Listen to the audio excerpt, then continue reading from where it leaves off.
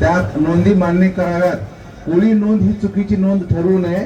कारण मधुकर पिचड आता सभागृहामध्ये असलेले किरण लामाटे, हिरामन खोसकर हे महादेव कोळीच्या प्रमाणपत्रावर आमदारकीमध्ये आहेत.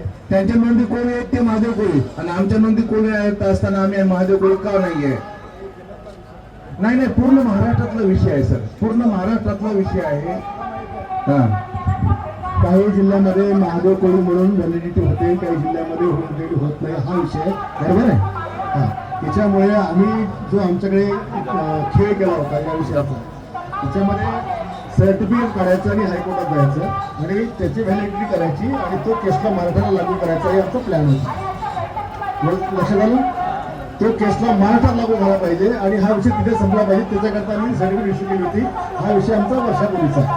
आता जे आपलं आंदोलन ते चालू आहे, या अनुषंगाने जे तुम्ही मला निवेदन दिलं, मी उद्या सकाळी सीएम साहेबांची निवेदन देतो आणि चर्चा करून काय मागं काढता येईल. कारण या आंदोलनामध्ये तुमच्या आता या स्टेट लेवलमध्ये मी आलो, पण आमच्याकडे प्रत्येक आंदोलनामध्ये मी पुढे होतोच तिकडे.